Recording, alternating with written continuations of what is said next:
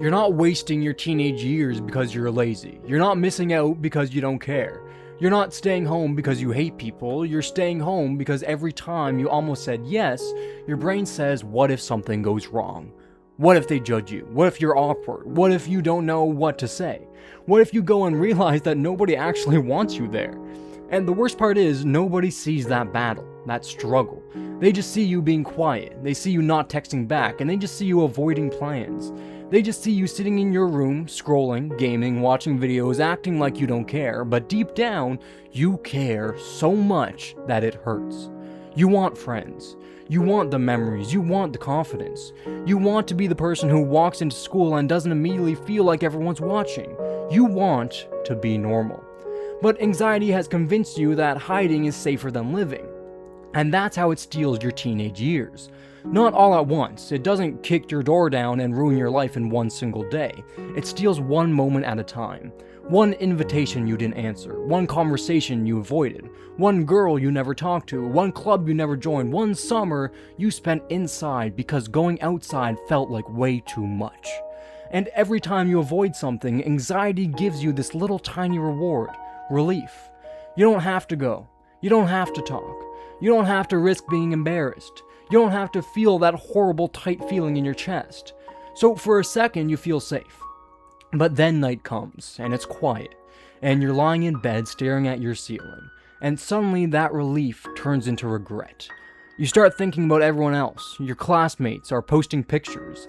People are hanging out. People are making memories and falling in love. People are laughing in parking lots, going to parties, making stupid jokes, doing things they'll remember for the rest of their lives. And you're in your room again. Not because you wanted to be, but because your anxiety built a cage and convinced you it was protection. I know what that feels like. That feeling where you're watching life happen through a screen, where every day feels the same. Wake up, school, come home, phone, bed. And you keep telling yourself it'll change eventually. I'll talk to more people next semester. I'll go out next summer. I'll become confident when I'm older. I'll fix myself later. But later is dangerous, because later feels comforting. Later makes you feel like you still have time. And yeah, you do have time, but you don't get this exact version of your life back. You don't get to be 15, 16, 17, or 18 again. You don't get another first year of high school. You don't get another last summer before graduation. You don't get unlimited chances to be young with the people around you right now. And I'm not saying that to scare you. I'm saying that because anxiety wants you to believe life starts when you're finally perfect, when you're confident, when your skin clears up, when your body looks better, when you make money, when you know exactly what to say, and when you're finally not nervous anymore. But that day might never come. Not because you're hopeless, but because confidence doesn't come before action. Confidence comes after you prove to yourself that fear doesn't get to control you. You don't become confident by waiting until anxiety disappears. You become confident by doing small, brave things while anxiety is still sitting in the passenger seat, screaming at you. Text that friend back. Say yes to that plan. Ask that question in class. Go for the walk, join the gym, post the video, talk to the person. Not because it'll be easy. It will not be easy. The first time might feel awful. Your hands might shake. Your voice might sound weird. You might overthink every single word afterwards. But then something crazy happens. You survive. You keep living. And your brain learns, wait, that didn't kill me. And then you do it again, and again, and again, and slowly the cage gets weaker. Not in one dramatic movie moment, but quietly. One brave choice at a time.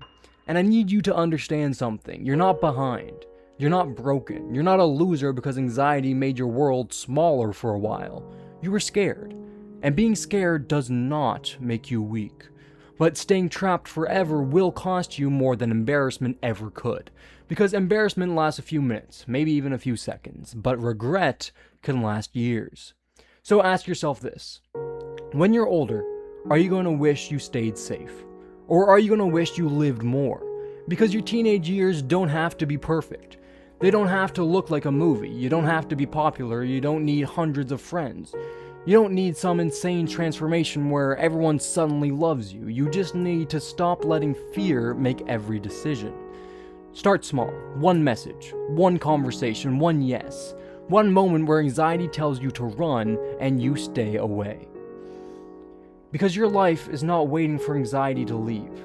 Your life is happening right now, and you deserve to be there for it.